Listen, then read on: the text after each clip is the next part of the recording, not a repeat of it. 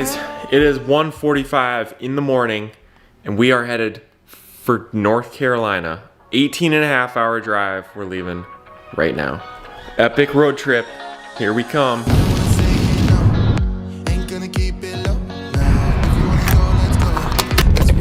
So we're somewhere in the middle of Indiana, right?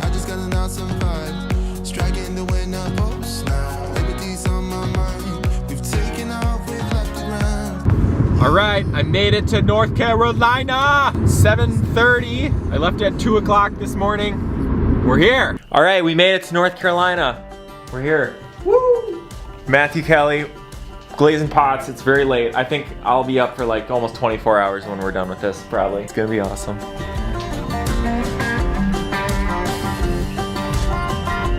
What do we have? So this is actually only half of this middle stack. Like I do another set just like this right here.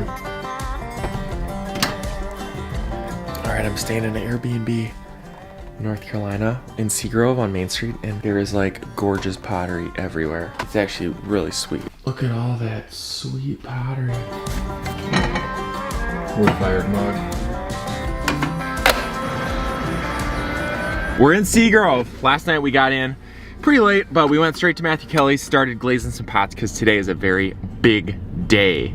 So the plan for the whole weekend is today we got to finish glazing and loading the whole wood kiln. So like a ton more pots. Matthew said last time there was 600 pots. We have plenty of pots this time. So then we start the fire tonight, and it just is kind of like a low campfire heat to just preheat everything overnight Thursday night. And then all day tomorrow, it goes up 100 degrees an hour until we get to 2200 degrees Friday night. And then overnight, Friday night, it goes from 2200 to 2300. And then Saturday morning's like the big day where we ramp it up all the way to 2400, which is like cone. Some of the parts of the kiln get to like cone 14, which is super hot. So we're heading back over to Matthew Kelly. It's gonna be a very big, long day today. And then after we get going, then people kind of take shifts and you go in 6-hour shifts. Seagrove is just so cool. If you love pottery, you gotta go to Seagrove at some point. It is America's #1 town for craft lovers. It's pretty crazy, actually. So much good pottery here.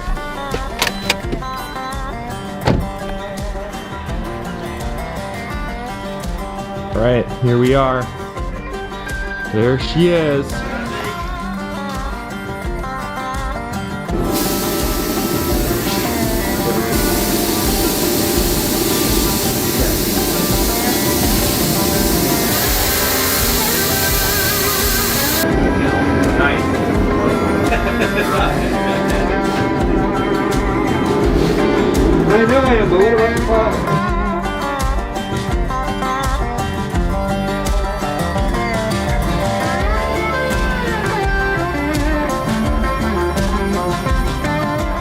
How many hours do you think it takes to load this whole thing?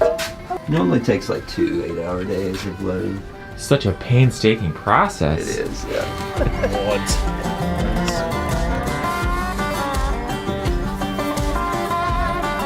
We got the Jonthepotter shelf right here. Matthew just loaded this guy. These are all my mugs, aren't they? Yeah, and your one planter over there in the right. One planter. Let's hope this is a good shelf. Pot going in.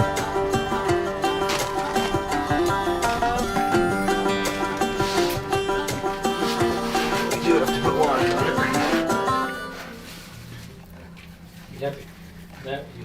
it.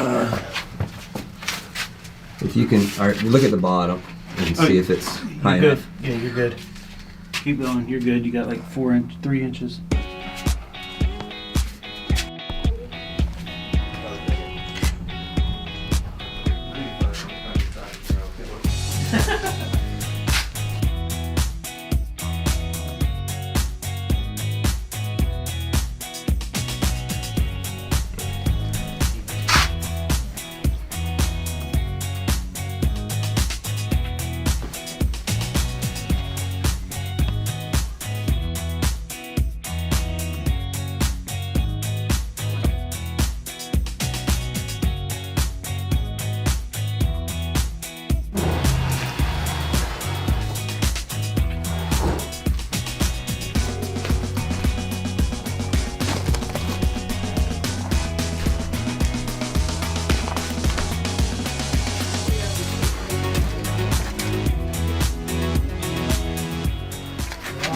Sweet, those things are heavy. Yeah.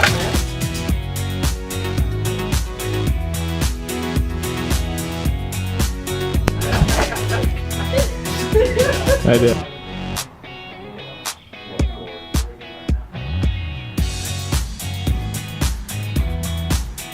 Whoa, don't sneeze like that while we're doing this. So you can hand it to me and I'll get it in this position.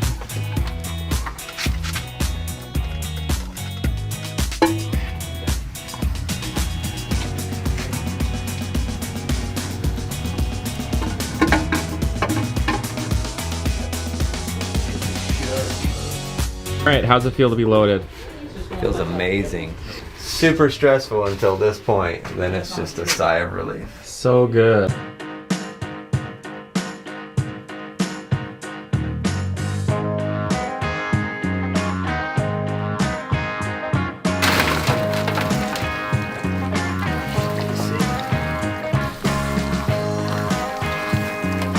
Best if you kind of like take it and smear it up like this. Yeah.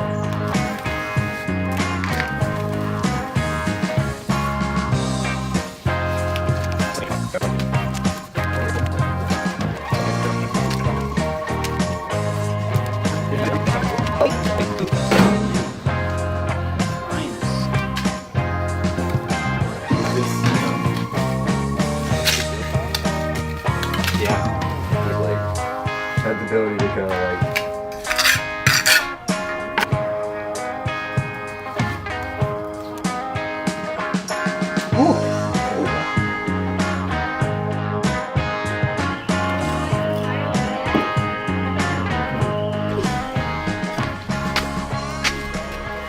To start the kiln, making the fire. All right, do you have any special words to say before we do this? no, this is just one of my favorite parts because that means the kiln's loaded and we're ready to rock and roll. Ready to rock and roll. Oh, here we go. Fire. Happy Woo! Firing number 4.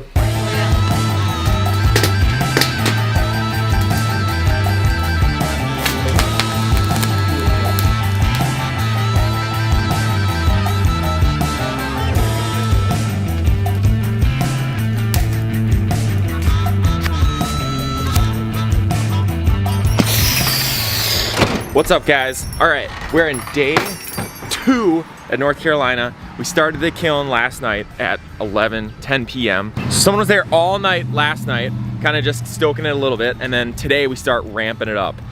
Let's do it! By noon, you're supposed to be 1,000.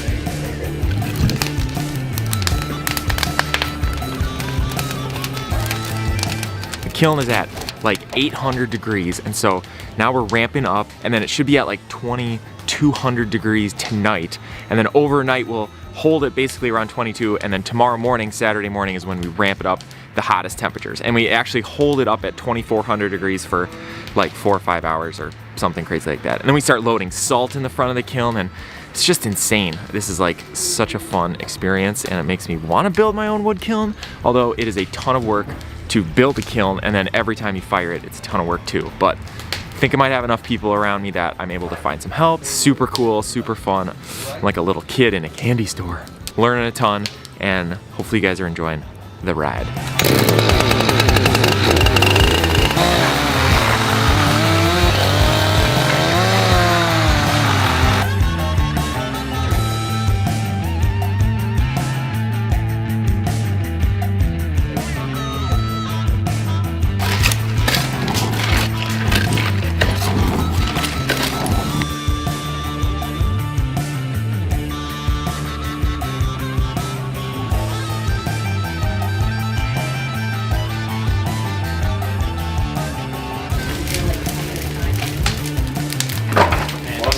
Right now we're at like 1427 in temperature in the front parameter. The back is at 1150. It's cone 012, which is about 1500 degrees, has gone down in the cone pack on the front.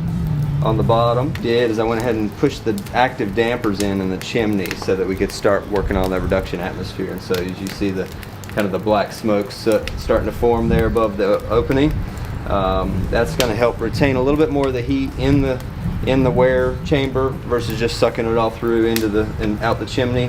And also it starts that reduction atmosphere, which helps color the clay body.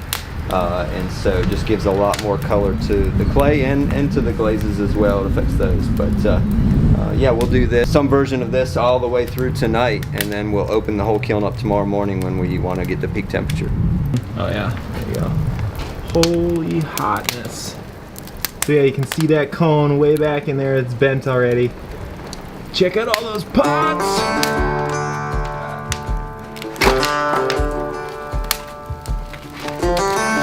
Dave's taking over for us. Check this thing out. So as I walk around this kiln right now, I can just feel a massive amount of heat. Look how big this thing is. So big and so hot.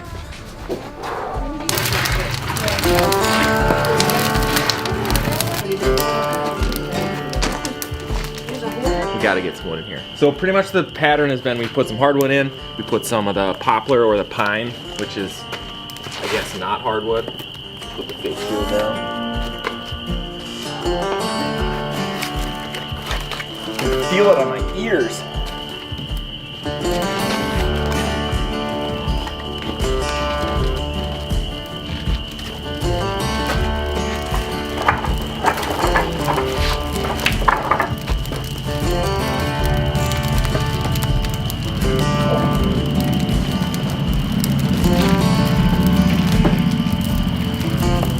There you go.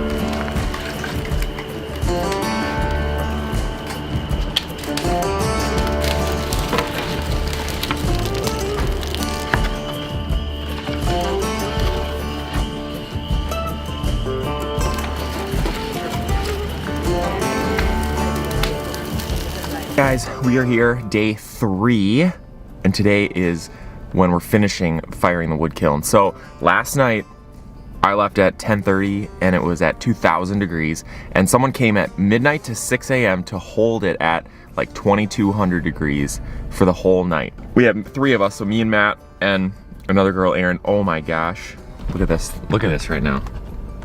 Look at the flame coming out of, oh, can you even see it? Look at that. That's the flame coming out of the top of the chimney. Holy, we gotta go film some of that. But, so right now it should be almost at top temperature, and then we're gonna hold it at the top temperature for 4 or 5 hours. There's been so many people helping out with this, and that's one of the most fun things about a wood kiln is it's like this whole community thing. You can't do it on your own, you need other people. And so you have this wood kiln that's huge, so you have other people, room for other people's pots. Anyway, I'm sure I'll talk a lot about that because that's been one of the coolest things.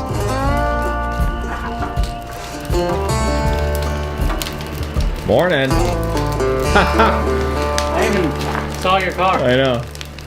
What's going on? Hot. How we doing? Hot. Where are we at?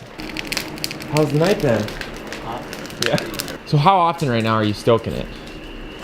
Probably every probably 3 minutes. 2200 and 2220 to 2260. Always home to write it down. There he is. It's early. Especially if I pass out like I did last time. Oh, I can see it. 8. That should be going down there. Oh yeah, now it's piping out of there.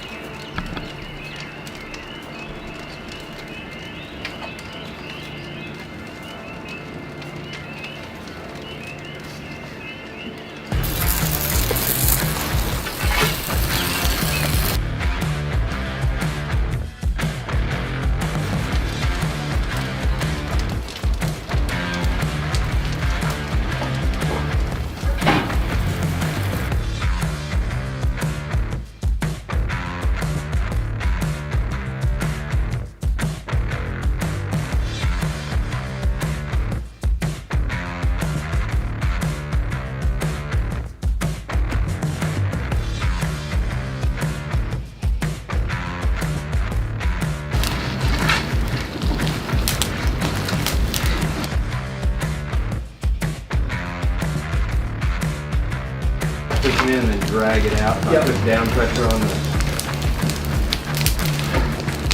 All right, so I think we've reached the top temperature we're gonna reach, or so Matt says. So now we're gonna blow salt in here. So I don't know what that looks like, but I'm gonna find out soon. Help him with this all the time. Wood.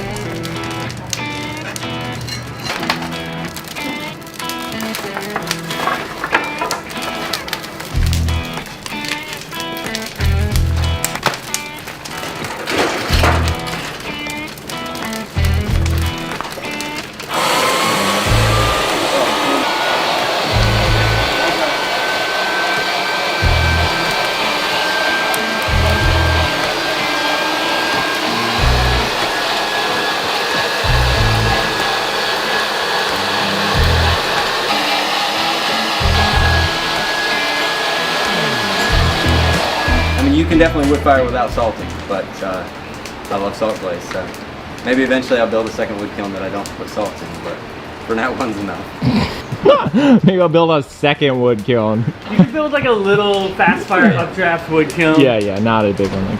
All right, we are at the tail end now. After the salt goes in, fire it an hour more, and then it's done. And you look in there and you see the pots, they look like they are very close to being done. It's pretty cool. Yeah, we're pretty much at the very end of firing. John just put the last stoke of wood in the kiln because we fired for an hour after putting the salt in the kiln, and I think after salting we did go back to 2350 at least once or twice, but right now it's only 2250 in the front, but the purpose mainly was to get it heated back up and get all the excess salt burned out through the kiln. And now we're getting ready to open up all the ports.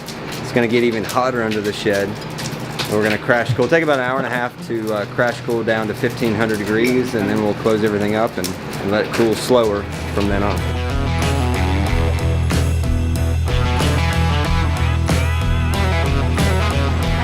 We're all done now. It's finished. You can see how far I am away. This is probably like 4 feet away from the kiln, and it's just heat. You can just feel the heat coming off the bricks. Now we can actually see the pots because there's not giant amounts of flame in front of it. And they all look great, hopefully. So everything's open right now so that we can fast cool it. All right, it's all sealed up. 3 days we'll be back to unload it. It's at 1500 degrees right now, so basically we're cooling it as slow as possible. Right? Yeah, I'm recording all the temperature readings. Guys, it is my last day in Seagrove. So I am headed right now over to Matthew Kelly's place, and today is the unloading of the wood kiln. So we got the door unbricked yesterday so it could cool overnight, so we'll just be able to walk in there and take pots out. It's crazy. This adventure has been amazing. I have learned so much. I have developed a very deep desire to possibly build a wood kiln, which is not a small commitment. You know, that's like probably 2 years. Matthew and I have talked a lot about me building a wood kiln, which involves building the kiln shed, getting the concrete laid, then getting all the brick, which is just a ton of brick, and then laying it out. And it has to be very meticulously planned. So I might be doing that. What do you think? Throw me a comment down in the comments if you think that I should build a wood kiln. It'd certainly create a lot of good video ideas. Super happy I came. Got a ton out of this trip. Matthew and I have become really good friends, and I think it will definitely not be my last time in Seagrove, and I'm pretty sure Matthew will be coming to Minnesota probably multiple times in the next few years, especially if I'm building a wood kiln. Alrighty, let's go to Matthew. I'm the only one here right now, so I can't really unload by myself, but I'm just gonna show you in here exactly what it looks like. So, look at that. So pretty much my only piece in the front here is this bowl, and it looks dope. So cool. So the thing about this front and why it looks kind of gray and blah is because these are just blasted with ash. So wood ash and salt just get blasted up here, and so that's why these are kind of gray and whitish. They're not quite as colorful as they'll get towards the back, you know, but for 40 hours these are just getting wood ash like pounded on it, and then at the end you're blowing that salt in here, which some of the salt does get all the way to the back, but a lot of it gets blasted onto these pieces in front. And what's so cool about wood firing and salt firing is that this piece had no glaze on the outside, but now it has like a sheen, like it's glazed. So that's one of the super cool things, is you don't actually have to glaze everything, because all these bowls had no glaze on the outside, and now they have a total finish, you know what I mean? It's man, well, you don't know what to expect. That's one of the great things about wood firing, is it's like you have some idea, but there'll be a lot of variation. There's a couple, yeah, John reached in yesterday. I'm super impatient, so I reached in and pulled these out, and these are crazy. You cannot get results like this in an electric kiln, or probably a gas kiln either. You can do gas salt fired, but yeah, it's still, yeah, it won't be exactly the same. Say I'm very excited would kind of be an understatement. Yeah, I was like, don't burn yourself. He's like reaching in the side stoke hole, like trying to grab a mug without touching the wall. I'm not going to show every pot because that would be ridiculous, but For you to grab to begin with.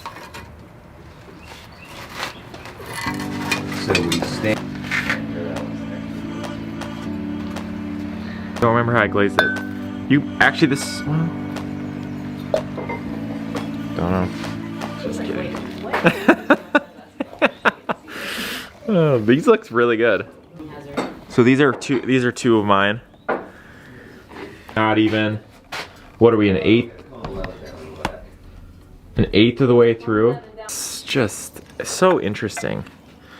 Like sometimes you can pull out a piece and you're kind of like, oh, like it's brown, you know? But then like it's just, there's so much depth and interest to it. That wasn't me. Of these carved mugs back here that I'm super excited about. Isn't that sweet? I'm a big fan. Look at that giant pot. Who could make that? Only a fool or a madman. Look at that. So I put a Whoa. wad here and I put it up against the post so that we would get that little effect right there. That. One of these is going to stay here with me. That was your idea. You definitely are entitled to that. You said you got to make some of those faceted Oh, ones. that one fell down. It still worked, or still Yeah. provided. Wow. That is just... I told you to bring carved mugs. Oh, this one looks like a birch log or something. Dude, I'm going to have a hard time deciding which one I want.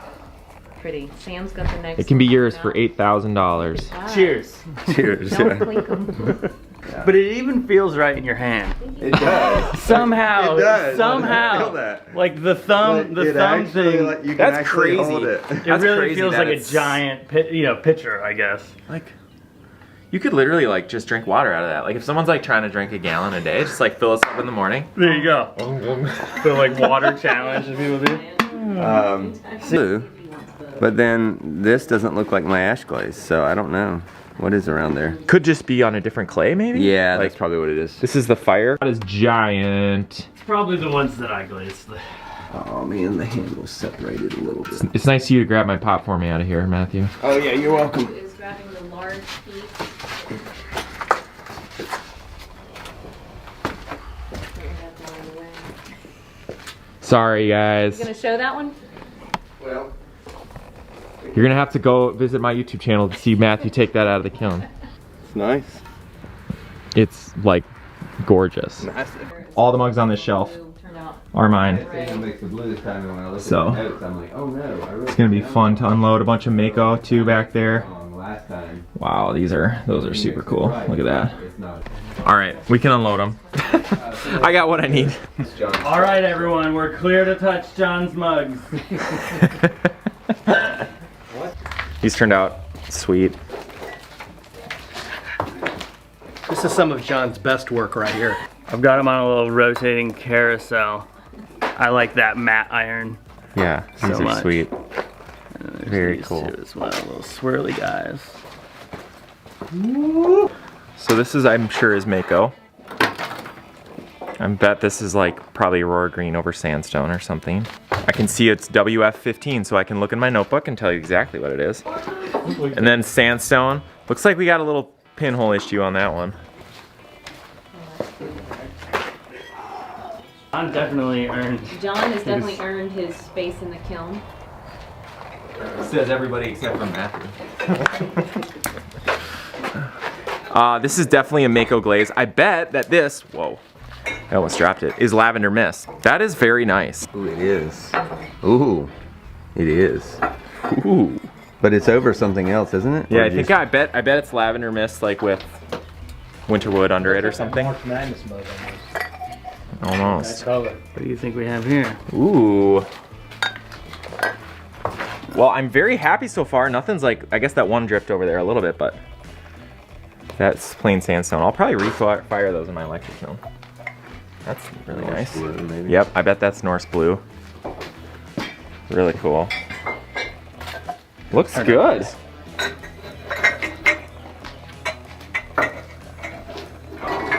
Patty wants you. There's another Norse blue. This stuff is gonna be for sale April 11th.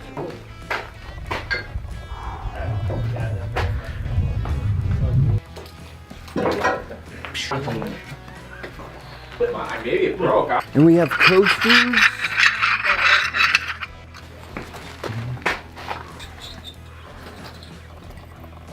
But I've never had a dot inside of the dot. Oh, so it's like two-toned of each dot is. Yeah. And it resisted around so well that it's just amazing. It's one of Matt's planters. What? No, I'm talking about this. I'm talking to the camera.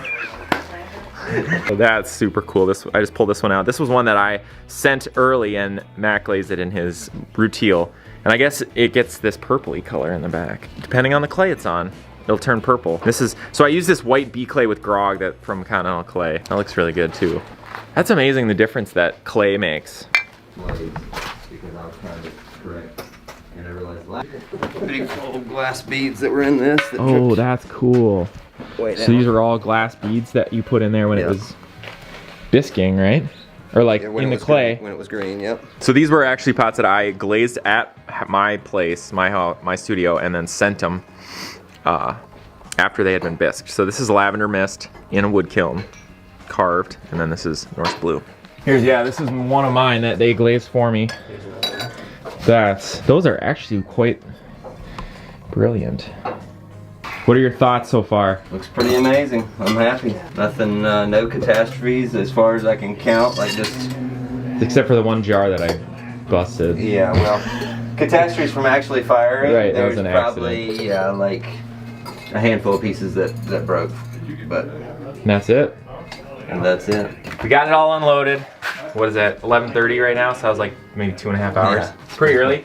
Pretty quick. And just a few of the favorite things. We're gonna talk about a few of our favorite things. So you got, obviously this jug turned out, giant, and it's awesome. Couple of my favorite things that, I really liked all the stuff that I did with Massey's glazes. So this is an ash glaze over Yeah, just my royal blue. the royal blue glaze. So I had a bunch of stuff like that, and then Matthew told me that I should bring some of these carved ones that I've been doing, these faceted, and they turned out really, really sweet. So these were kind of towards the front, so they have a ton of salt and ash buildup on there. Those are pretty amazing. I'm gonna have a hard time selling these guys. One of them staying here. Yeah. I already told him that. And then a lot of, I mean, the glazes that you do are just really, really cool. So this is one of my, I don't even know. You don't even know what this is. I think that must just be my ash glaze, and it just got on a different clay and got good reduction or something. Yeah, I think this is that raku clay from Continental Clay. So what about you? What came out? That one is sweet. Yeah, this is probably one of the best. I've never seen this. I do peacock flatter bowls, but this one is way more true peacock than I've ever seen. Those little dots within dots. Yeah, of course, one of the biggest pieces I've ever made. It was definitely a great firing, and yeah, a lot of fun to hang out for 6 days. Yeah, really eye-opening for me. I've been talking to Matthew pretty much nonstop about how he built this, how I would build one, like where I'd build one. So might be a summer project this summer and next summer. Maybe 2022 would be the year for me. So we'll see. Yeah, it means I'd have to go to Minnesota. Yeah, probably multiple times, and spend a lot of time on the phone and FaceTime, and Zoom. But yeah, my next sale is gonna be April 11th. So any stuff that I have that I feel like I want to sell that I can part with, I will have up April 11th. When's your sale? April 30th. I believe April 30th. Yeah. So if you guys see any pots you liked, you might be able to get them then. So, all right. Matthew's gonna do the outro here, so he can. Thank you guys. See you in the next video.